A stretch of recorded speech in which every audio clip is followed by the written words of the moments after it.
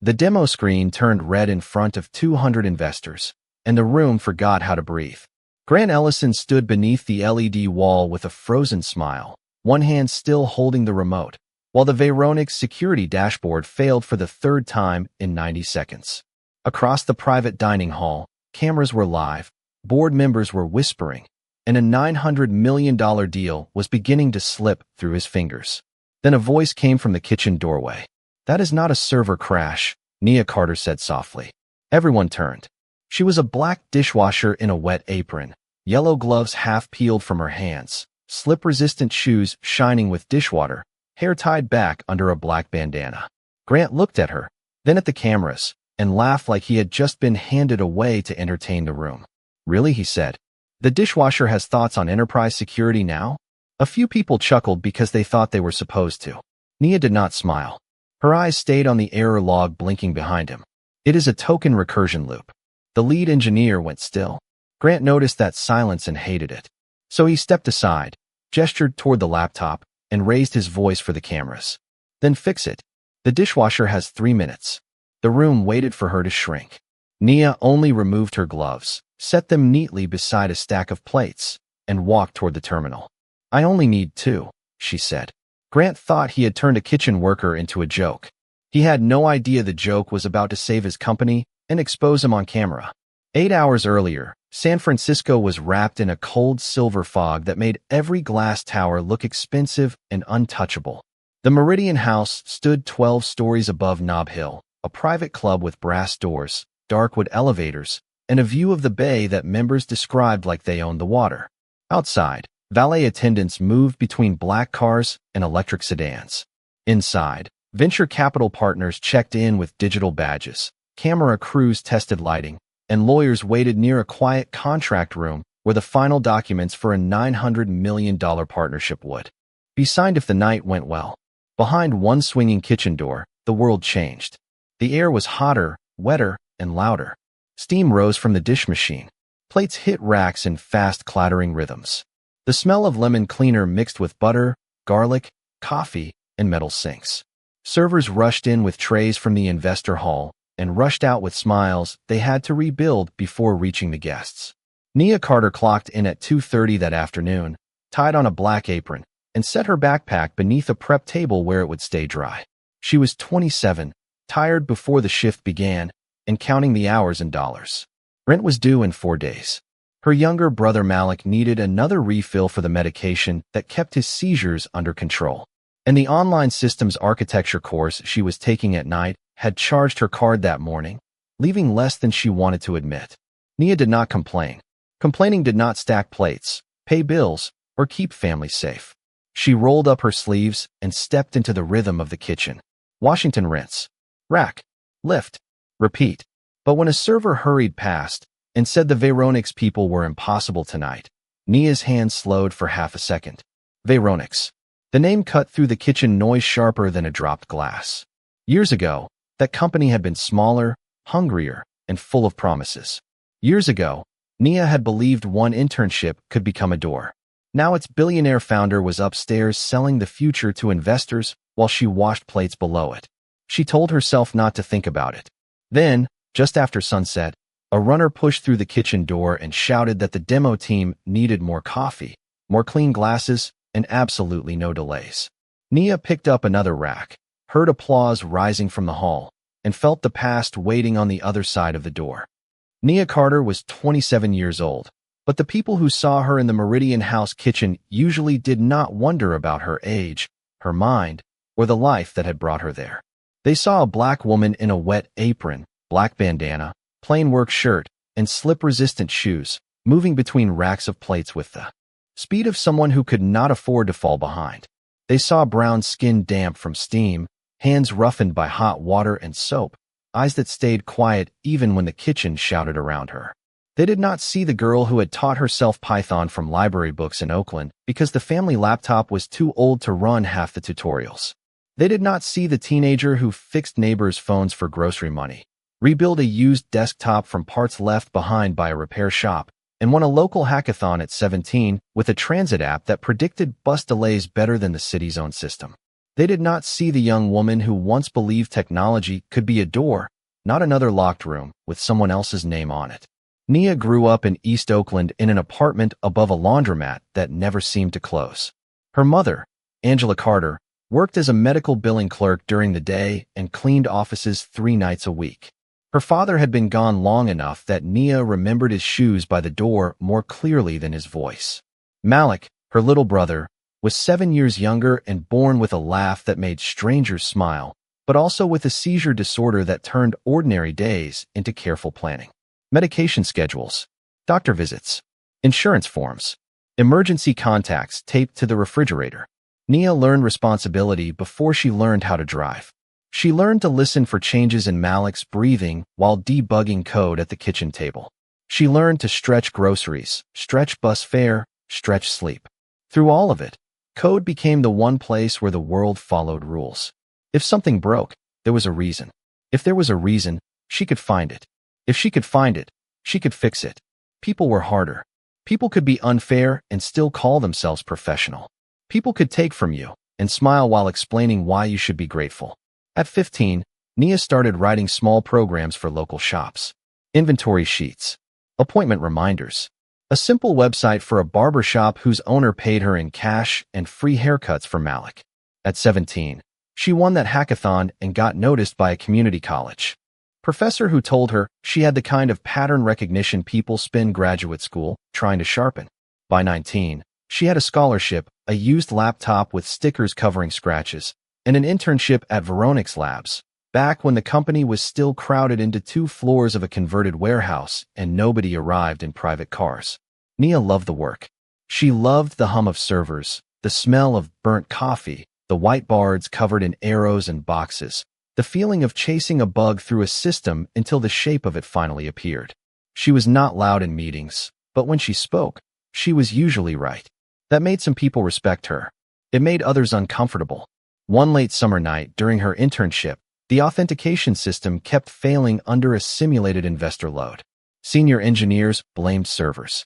One blamed user error. Nia sat quietly at a side desk, reading logs after everyone else went home, and saw the loop. Expired tokens were being checked against the wrong mirror, then recycled into the request chain until the system locked itself trying to validate what it had already rejected. She wrote a patch, documented the flaw, and sent it to the team under her username, @Carterbuilds. The next morning, the system worked. The praise went elsewhere. A senior engineer named Paul Rennick presented the fix as part of his architecture cleanup. Her team lead thanked her privately, promised proper credit later, and later never came. Then her mother got sick. Not all at once. That would have been easier to explain. It happened slowly, through missed work, medical bills, long appointments, and nights when Angela tried to hide pain behind jokes. Nia reduced her class load. Then she left school for a semester. Then the semester became a year. Malik needed rides, meals, medicine, and someone who could sit beside him when his body betrayed him. Veronix moved fast without her. The internship ended. Emails became polite, then unanswered. The code stayed. Her name did not. Without a degree, without money for an attorney, without the energy to fight a company that was suddenly worth more than her entire neighborhood, Nia did what working people do when dreams get expensive. She found work. First cashier shifts, then catering prep, then dishwashing because kitchens always needed someone who could show up, move fast, and not complain. But she never stopped coding. At night, after Malik slept and her feet stopped aching enough for her to think, she opened an old laptop with a cracked corner and kept learning.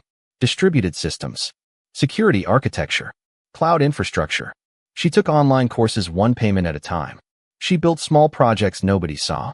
She stored notes in a battered notebook because paper never crashed and did not require a subscription. She kept the notebook in her backpack with old printed emails, commit hashes, diagrams, and a flash drive holding her portfolio. Not because she planned some dramatic return, because the work was still hers, even if the world had moved on without admitting it. Nia did not tell kitchen coworkers about Veronix. She did not correct people who assumed she had never been near a line of code. Part of that silence was privacy. Part of it was exhaustion.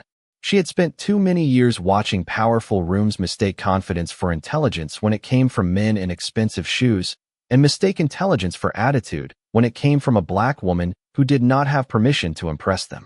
So she learned to save her breath. She did not need every stranger to know she was brilliant. She needed Malik's medicine paid for. She needed rent handled. She needed one more certificate, one more project, one more chance to walk back into tech with proof so clean no one could laugh it away. That afternoon at the Meridian house, she worked with the same discipline she brought to everything. She kept dishes moving. She helped a new server find the right tray route. She gave Malik a quick call during a break and reminded him to eat before taking his evening dose. He asked if her coding class had posted the new module. She said yes, and he said, "You are still going to build something big, right?" Nia smiled where no one in the kitchen could see it. "I already am," she told him. Then she returned to the sinks, tied her apron tighter, and let the steam cover her face. Outside the kitchen door, billionaires were preparing to discuss the future.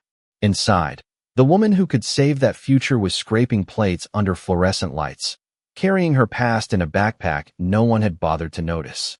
The backpack under the prep table looked like every other tired worker's bag in the kitchen, black canvas faded at the seams, one zipper pull replaced with a paper clip, a bus pass tucked into the side pocket. Nobody guarding a $900 million demo would have looked twice at it. That was exactly why the most important evidence in the building sat 10 feet from the dish machine, surrounded by steam, soap, and stacked plates. Inside was Nia's old notebook, its cardboard cover softened at the corners from years of being opened after midnight. The pages were crowded with diagrams, arrows, authentication flows, fragments of logic, and dates written in blue and black ink. Near the back, on a page stained by coffee, was the username she had used before the industry forgot her, Carter Builds. Below it was an old commit hash copied by hand, then underlined twice. Nia had written it down the week she realized private thanks did not protect public credit. Folded inside the notebook was a printed email from a former Veronix team lead. The paper creased so often the fold had gone soft. The message was short, almost casual, but it mattered. It thanked her for isolating the auth recursion flaw and said the fix would be included in the next architecture update. There was no poetry in it, no apology, no promise strong enough to save her. But it had a date, a cinder, and a trail. Beside the notebook sat a small flash drive holding her portfolio, source samples, training certificates, and a personal write-up she had never sent anywhere because every draft made her feel like she was begging to own her own mind. Nia also carried the knowledge no document could fully capture. She remembered the shape of the bug. She remembered how the token validation loop behaved when a sandbox mirror pulled from production rules but failed to clear expired sessions. She remembered the false server load symptoms because everyone had chased them the first time too. To most people, the error looked like a system under pressure. To Nia, it looked like an old ghost wearing new branding. That detail would matter later. Grant Ellison did not know any of this. To him, the kitchen door separated expertise from labor, intelligence from service, the people who built the future from the people who washed plates after it ate dinner. He did not know that the woman rinsing champagne glasses had once patched the flaw his engineers were about to wake back up. He did not know that her notebook carried the map. And he did not know that if he touched that notebook with contempt, every page inside it would turn from memory into evidence. The Meridian house was designed to make power feel effortless. On the 11th floor, the investor hall opened around a wall of glass facing San Francisco Bay, with fog sliding past the windows and city lights beginning to glitter below. The room smelled of polished wood, citrus, coffee, and expensive cologne. A 40-foot LED wall stood behind the demo stage, glowing blue with the Veronix logo. Beneath it were 2 demo laptops, a private network console, 3 cameras on tripods, and a table where contract tablets waited for signatures if the presentation succeeded. Venture capital partners sat near the front. Board members occupied the center row. Lawyers stayed close to the side room, quiet and watchful. Everyone wore badges. Everyone had a seat. Everyone belonged to the world being sold from the stage. Behind one swinging door, the kitchen ran on different rules. There were no bay views there, only steel counters, wet floors, hot air, and the constant rhythm of plates arriving dirty and leaving clean. Staff could hear applause through the wall, but rarely saw who received it. The door between the kitchen and the investor hall opened both ways, but socially, it might as well have been locked from one side. Nia stood at that border all evening, carrying racks of glasses from the dish station to the service corridor, close enough to hear phrases like artificial intelligence security layer, enterprise authentication, acquisition terms, and final approval. She did not react. Workers who reacted to rich conversations were called nosy. Workers who knew too much were called suspicious. So she kept moving. But the room kept leaving evidence around her. The live stream cameras showed every face near the demo stage. The demo laptop recorded every failed command. The security system logged every hallway entry. The contract tablets held the unsigned deal.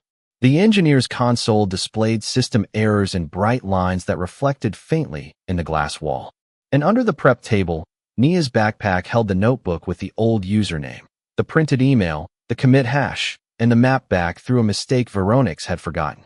By 8:40, the first demo rehearsal stuttered. By 9:10, the engineers blamed network load.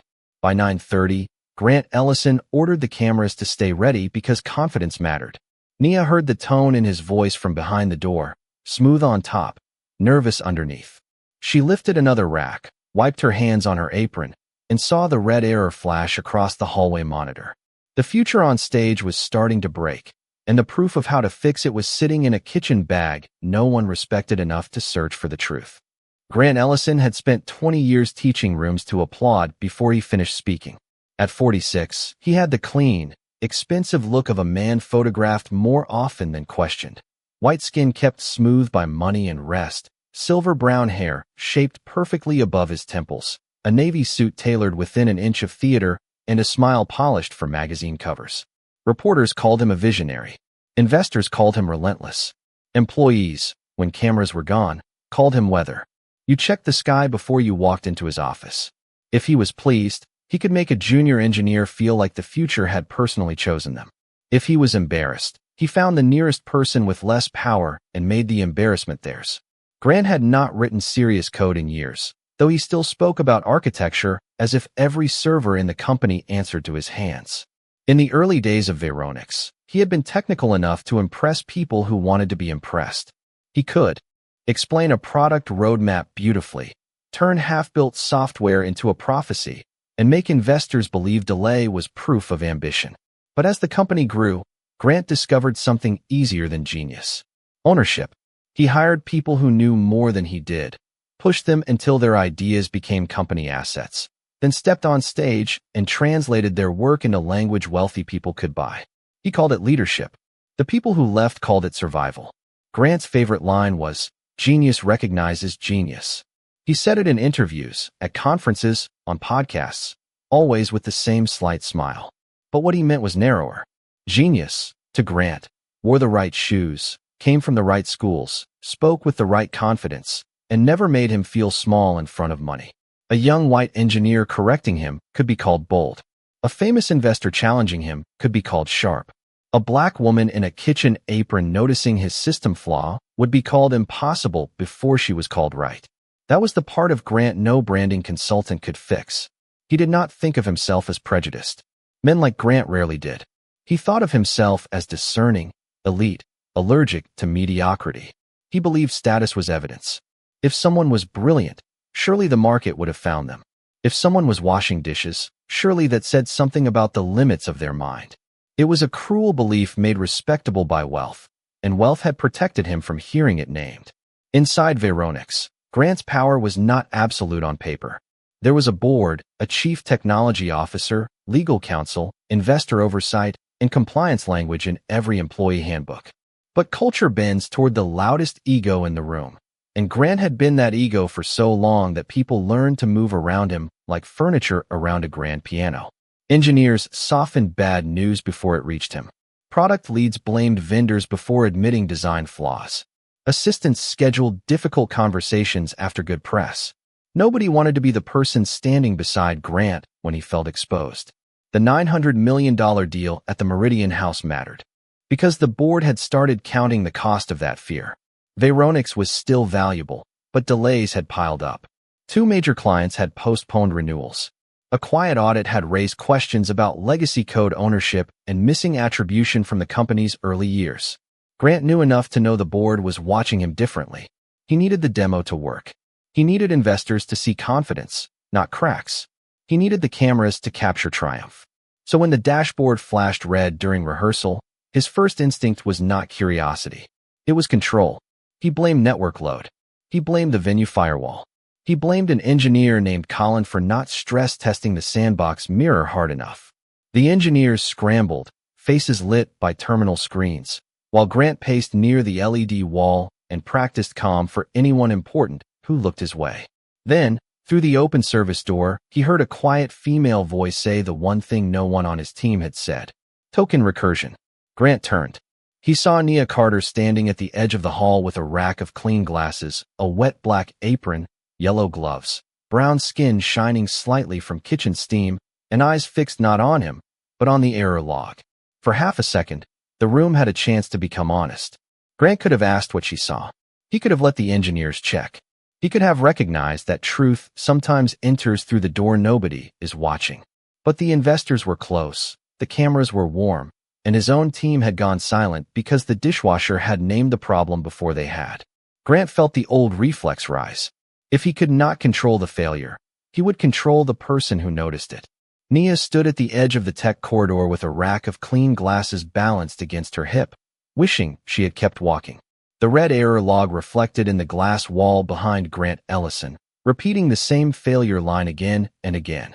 Two engineers were arguing about server load. A product manager was whispering into a phone.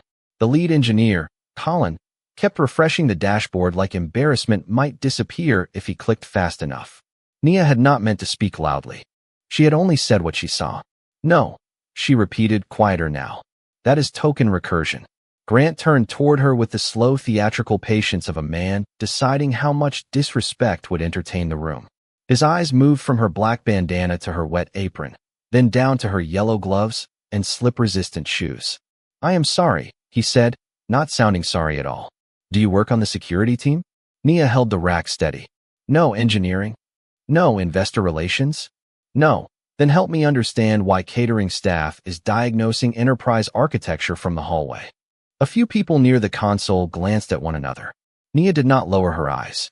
Because the error is visible from the hallway. Colin looked at the screen again, and that was the first thing Grant noticed. Not the bug. Not the possibility that she was right. The engineer's reaction. Nia continued, voice even. If it were server load, the retry pattern would spread. This is repeating through the same validation path. It is checking expired tokens against the wrong mirror. Grant gave a small laugh. Expired tokens. Wrong mirror. Impressive vocabulary. It is not vocabulary. It is the failure pattern. And where exactly did you learn that? Between rinsing wine glasses? The insult was light enough for him to pretend it was humor, sharp enough to tell everyone where he thought she belonged. Nia breathed once through her nose. I have worked with authentication systems before. Worked with, Grant repeated. As in watched a video? As in wrote patches. That brought a silence too clean to ignore. Colin stopped refreshing. The product manager lowered the phone from her ear. Grant's smile tightened. He had a choice right there. He could ask what patch. He could tell Colin to check the validation path. He could move the conversation into a private technical review and protect the demo, the company, and himself. Instead, he looked toward the investor hall, where camera operators were adjusting tripods and board members were beginning to notice the delay. What is your name? He asked. Nia Carter. And your badge says kitchen support. That is my job tonight. Tonight, he said, as if the word amused him. So tomorrow you are what? Chief architect. Nia did not react. Tomorrow I am still someone who can read that log. Colin cleared his throat. Grant. She may be referring to the authentication rollback from earlier. Grant turned on him. I know what she is referring to. He did not. Nia could see that now, and so could Colin. That made the air more dangerous. Grant stepped closer, lowering his voice, but not his contempt. Miss Carter, this is a private investor demonstration involving proprietary systems, confidential architecture, and a transaction larger than anything you will ever be responsible for. So unless you want security asking why you were studying restricted screens, I suggest you return to the kitchen. Nia looked at the monitor once more. If you run the demo again without clearing the bad token cache, it will fail again. That is your professional opinion? Yes. He leaned back, smiling for the people watching. From the dishwasher. She held his gaze. From the person who is trying to save you time. That was his second chance to stop. It was quiet, generous even. Nia had not exposed him. She had not demanded credit. She had not mentioned Veronique's labs, the old patch, or the notebook under the prep table. She had given him a door and a way through it. Grant looked at the door, then chose the stage. Fine, he said loudly enough for the investors nearby to hear. Since our kitchen has such strong opinions, let us see if she can do more than comment from the hallway. Nia's grip tightened slightly on the rack. Grant gestured toward the main hall. Bring her in. Grant led Nia into the investor hall, as if he were bringing out a magic trick he expected to fail. The room shifted around her. 200 people in dark suits and expensive dresses turned from the frozen red demo screen to the black woman in the wet apron standing under lights meant for billionaires. Nia set the rack of glasses on the nearest service table because her hands were still doing the math of survival, one careful movement at a time. Her yellow gloves were damp. Her sleeves were rolled to the elbows. Steam from the kitchen still clung to her face while the cameras adjusted and found her. Grant walked to center stage with a smile that told the room this was entertainment, not expertise. Ladies and gentlemen, he said, spreading one hand toward her. We have a surprise technical consultant from the dish station. A few investors laughed. Not loudly, not proudly, just enough to prove they understood whose side wealth expected them to stand on. Nia did not look at them. She looked at the LED wall, where the failure line pulsed red across the system dashboard. Grant turned to her. You said token recursion, correct? Yes.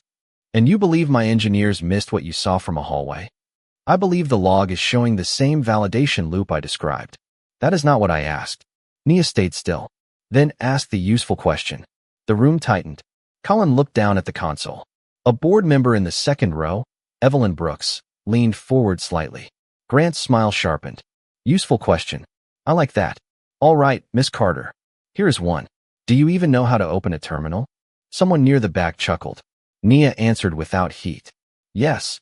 Do you know what environment you are looking at? Investor sandbox connected to a production mirror. Colin's head lifted. Grant noticed again. His irritation flashed through the smile like a bad connection. Colin, did you brief kitchen staff on our architecture? No. Colin said quietly. Then she is guessing. Nia said no. Your mirror is rejecting a token, then recycling it through the same validation path instead of clearing it. That creates the loop. Grant cut her off. Wonderful. Very confident. So let us make this educational. He pointed to the laptop on the demo table. Open a guest terminal for her. The chief technology officer, Malcolm Reed, who had been standing near the side wall with a tablet, stepped forward. Malcolm was a black man in his early 50s with tired eyes and the expression of someone who had spent years translating chaos into patience. Grant, we should take this offline and let engineering verify the rollback. No, Grant said. The room deserves transparency. Nia looked at him then. She understood exactly what kind of transparency he meant. Not the kind that revealed truth. The kind that displayed a person until they became small enough for others to dismiss. A young information technology intern opened a restricted terminal and stepped back, avoiding Nia's eyes. Grant gestured toward the chair. There you go. Since the dishwasher has saved us all in theory, let us watch genius happen in practice. Nia removed the yellow gloves fully, placed them beside the laptop, and sat down. The room seemed surprised that she knew where her fingers belonged on the keyboard. Grant moved behind her, close enough to look like supervision for the cameras. 3 minutes, he said. Or should we make it 2, since you were so confident? Nia did not answer. She read the log. The first line told her what she already knew. The second gave her the route. The third made her chest go quiet for half a beat. Same old shape. New system. Same old wound. Who pushed rollback at 6:42 in the evening? She asked. The engineers went silent. Grant frowned. Do not change the subject. I am not. You have been at this laptop for 12 seconds. And the rollback timestamp is the point of failure. Colin swallowed. There was a rollback at 6:42. Murmurs moved through the room. Grant turned toward him. Colin. Colin's voice dropped. It was supposed to stabilize the demo environment. Nia kept reading. It reintroduced the old auth loop. Grant laughed, but this time the sound did not land. The old auth loop. You are saying that like you have a history with our platform. I do. The room went still enough for camera shutters to sound loud. Grant leaned closer, lowering his voice, but not enough to lose the microphone clipped near the stage. Careful. That is a very serious claim for someone without credentials. Nia looked at the screen. Credentials are not the same as memory. Grant straightened. Memory does not grant access. Then let Malcolm verify the log. Malcolm stepped closer. Grant, she is asking the right questions. Grant's face hardened. She is being coached by a broken system in a room full of panic. Nia finally turned from the laptop. If you clear the bad token cache and patch the validation path before restarting the sandbox mirror, the dashboard comes back. Grant pointed at the screen. Then do it. I need elevated access. Absolutely not. Then I cannot fix what you dared me to fix. A few investors shifted. Evelyn Brooks raised her chin. Grant saw the room beginning to turn from amused to curious, and curiosity was dangerous because it did not belong entirely to him. Fine, he said. Limited elevated access. Monitored. The intern looked to Malcolm. Malcolm nodded. The permission changed. Nia typed quickly, not theatrically, not to impress, but like someone unlocking a door she had built years before. Lines moved. Logs updated. The red error paused, flickered, then returned. Grant seized on it instantly. There it is. Theater. Nia did not stop. That was the cache refusing the first clear because the mirror is still holding the expired session. More words. More evidence. She entered another command and pulled the validation trace. Malcolm's eyes narrowed as he read over her shoulder. She is right. Grant snapped. Do not say that on microphone. But he had said it too late. The cameras were still live. The investors had heard. Nia asked one more question, calm as a held breath. Who owns the legacy commit history? Malcolm looked at her.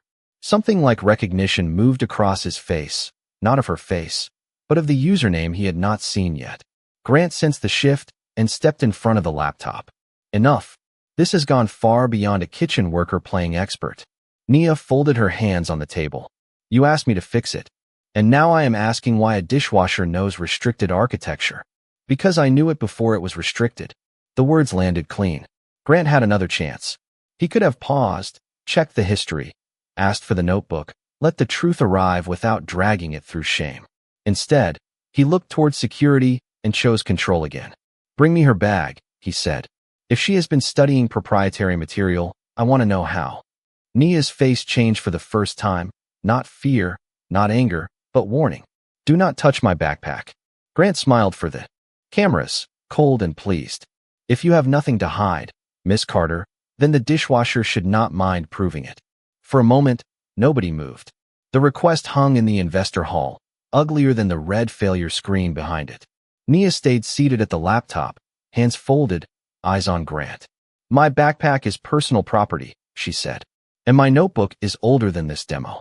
Grant turned that into a smile. Wonderful. Then it should clear things up. A security supervisor named Darren hesitated near the service door, clearly uncomfortable with dragging a worker's bag into a room full of cameras. Grant saw the hesitation and raised his voice. Now. Darren disappeared into the kitchen. Nia did not chase him. She did not shout. She only looked toward Malcolm Reed. Please make sure the cameras keep recording. Malcolm's jaw tightened. Evelyn Brooks took out her phone and began recording from the second row. Seconds later, Darren returned with the black canvas backpack. One zipper pull clicked softly against the table as he set it down. Nia reached for it, but Grant lifted one hand. No. Since this may involve proprietary material, we will document it properly. He opened the front pocket himself. The paperclip zipper caught, then gave. Out came the old notebook, the creased printed email, the flash drive, a folder of online course certificates. Grant picked up the notebook between two fingers as if it were something dirty. Look at this, he said to the room. System diagrams, authentication notes, commit numbers. Nia's voice stayed level. Those are mine. Or stolen. The word changed the temperature of the room. Even the investors who had laughed earlier stopped looking comfortable. Grant flipped through the pages until he saw N. Carter builds written in blue ink. He did not understand what he was holding, so he made it sound criminal. She came into my private demo with internal architecture notes and attempted unauthorized access during a live transaction. Malcolm stepped forward. Grant, do not put that in writing until we verify the history. Grant ignored him. Darren, prepare an incident report. Kitchen contractor accessed restricted systems, possessed proprietary materials, and may have interfered with the investor demonstration. Nia looked directly at the nearest camera. That statement is false. Grant continued. Add that she resisted verification. Evelyn stood. She did not resist. We all heard her warn you. Grant's face tightened, but he kept going because stopping now would mean admitting he had gone too far. He held up the notebook like proof against her, not realizing it was proof against him. This is why protocols exist, he said. To protect companies from people who do not belong near them. Nia rose slowly from the chair. I belonged near this system before your investors knew its name. The room went silent. The demo was still broken. The deal was still waiting. And now Grant had done something no apology could repair. He had not just mocked her. He had searched her property, accused her on camera, and ordered a false record built around his own mistake. Evelyn Brooks stepped into the aisle before Grant could hand the notebook to security. Stop, she said, and this time the word carried the weight of the board behind it. Grant turned toward her with irritation dressed as patience. Evelyn, this is an operational security matter. Then we will handle it like one, she said. With verification, not theater. She looked at Malcolm Reed. Pull the archived Git history. Search the username in that notebook. Grant's smile faltered. That is unnecessary. Nia said nothing. She only stood beside the table with the calm of someone who had waited years for a room to stop laughing long enough to read. Malcolm moved to the engineering console and typed in Carter builds into the archive search. For a few seconds, the screen showed nothing but a spinning icon. Grant began to speak, already reaching for control. Then the old record appeared. The LED wall shifted from the frozen red dashboard to a dated commit entry from years earlier. In Carter builds, authentication recursion flaw isolated and patched. Under it was the commit hash copied in Nia's notebook. The room went completely quiet. Malcolm clicked the linked comment history. A message from a former team lead appeared, thanking Nia Carter for tracing the validation loop and documenting the fix before the architecture update. Evelyn looked from the screen to Grant. Her full name is in the archive. Colin whispered, that patch is real. Grant stared at the wall as if the letters had betrayed him personally. Nia finally spoke. Your rollback at 642 restored part of the pre-patch validation path. The sandbox mirror is rejecting expired tokens, then sending them back through the same check instead of clearing them. That is why the dashboard looks overloaded, but the failure keeps repeating in one lane. Malcolm nodded slowly. She is right, Grant said, then fix the demo. Nia looked at him. Not as the person you accused. Evelyn turned to legal counsel near the side room. Record that the accusation is disputed and unverified. Preserve all footage, all access logs, and the attempted incident report. Then she faced Nia. Miss Carter, what do you need? Nia picked up her notebook, opened to the old diagram, and placed it beside the laptop. Elevated access, supervised by Malcolm. A clean terminal. No one touching my property. And every command logged. Malcolm gave the permission himself. Nia sat down, her apron still wet, the investor cameras still focused on her. She cleared the bad token cache, corrected the validation path, disabled the faulty rollback rule, and restarted the sandbox mirror. Her fingers moved without hurry. One command, then another, then a pause long enough for the entire room to hear the air conditioning above them. The red dashboard blinked once, twice, then the screen turned green. The Veronix platform came alive across the LED wall. Authentication stable, threat model active, investor sandbox connected, production mirror synchronized. A soft sound moved through the room, not applause at first, but disbelief finding its breath. Malcolm exhaled. Colin put both hands on his head. Evelyn looked directly at Grant and said, the woman you accused of sabotage just saved your $900 million deal. Nia stood, closed her notebook, and met Grant's eyes. You did not find stolen notes, she said. You found the part of your company that remembered me. 4. Several seconds after the dashboard turned green, Grant Ellison stood under his own logo with nothing left to control. The investors were no longer looking at the platform.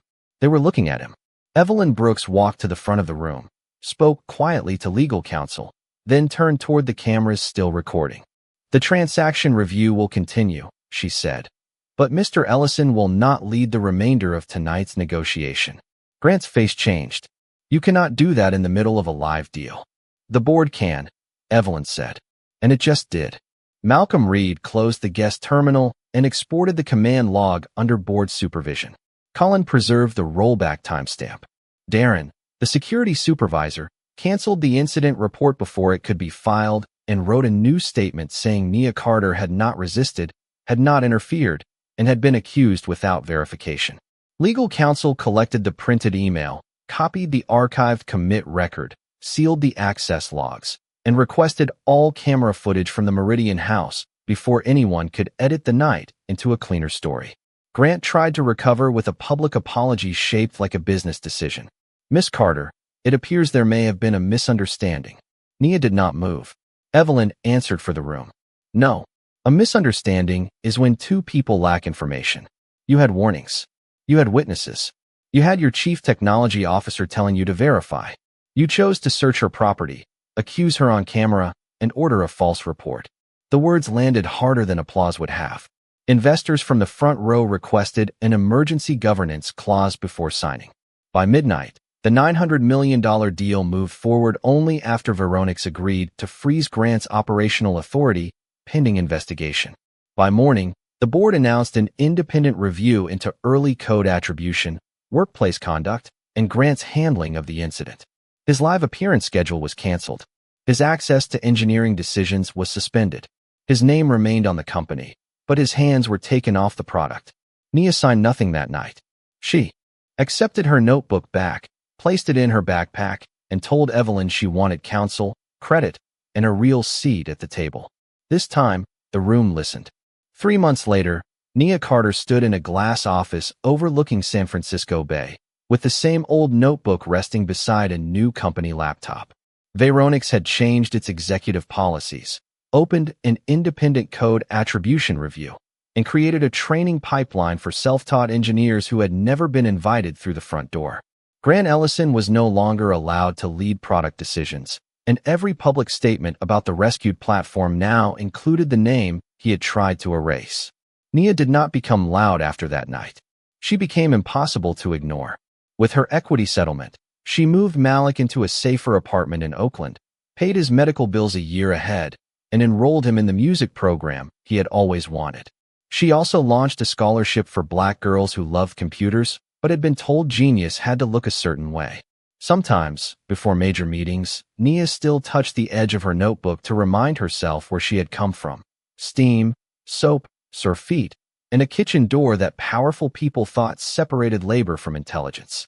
But the lesson was simple. Never confuse someone's job with the size of their mind. If you had been in that room when Grant humiliated her, would you have laughed, stayed silent, or spoken up? Share your thoughts, like this story if justice mattered to you, and subscribe for more stories where the truth finally gets heard.